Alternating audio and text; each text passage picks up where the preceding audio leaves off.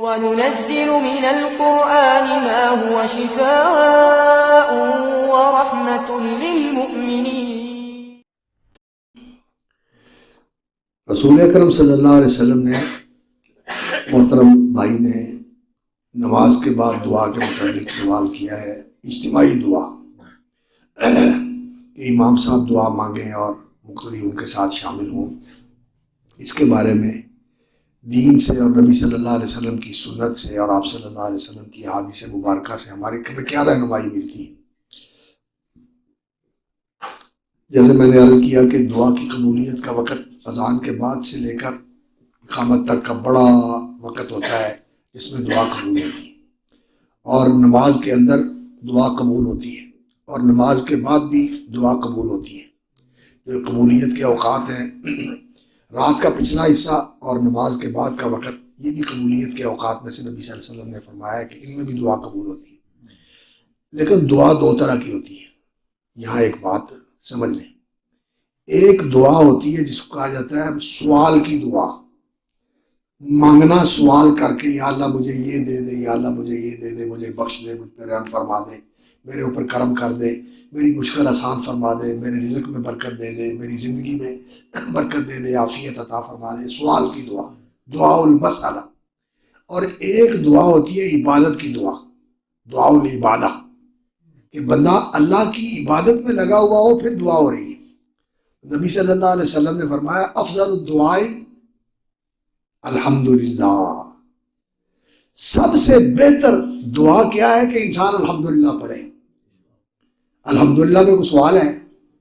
ساری تعریفیں اللہ کے لیے، ساری تعریفیں اللہ کے لیے، تعریف کا، توصیف کا، مدح کا، ثنا کا، شکر کا، امتنان کا حقدار کون ہے؟ صرف اللہ۔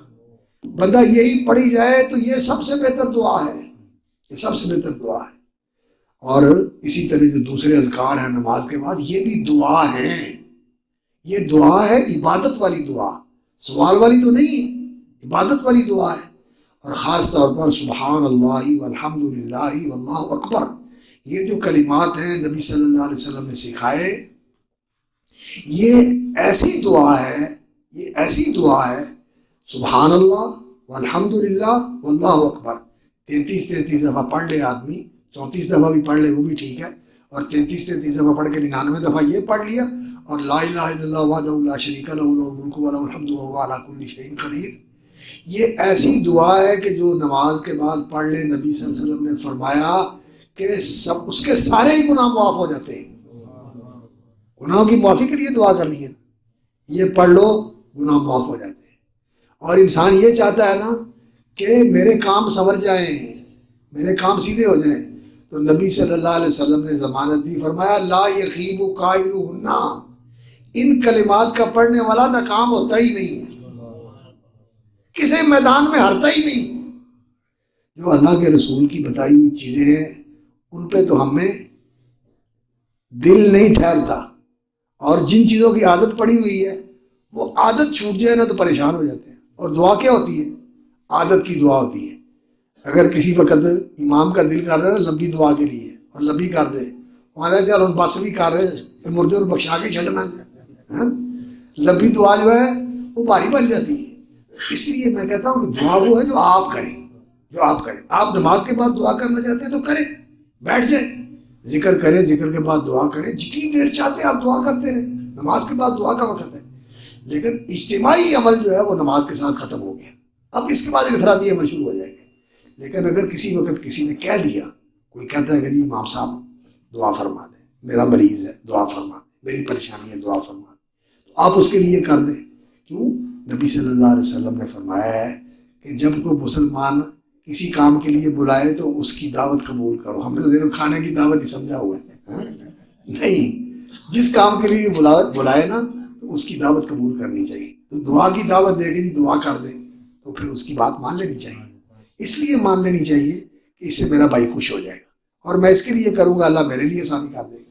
جو کسی کے لیے دعا کرتا ہے فرشتہ کہتا ہے تیری اس کے حق میں بھی اللہ قبول کرے، اور جو تو اس کے لیے مانگ رہا ہے اللہ تجھے بھی دے دے، اللہ تعالیٰ تجھے بھی دے دے۔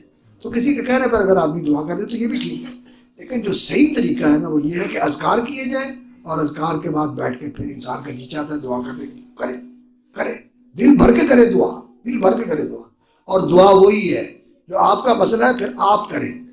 اور ٹھیک ہے کسی دوسرے سے بھی کہا جا سکتا ہے، کسی دوسرے سے بھی دعا کروائی جا سکتی ہے، لیکن ہم تو سارا کہتے ہیں کہ کام ہمیں آج کل ریڈی میڈ کا چکر ہے نا، ہر چیز بنی بنائی مل جائے.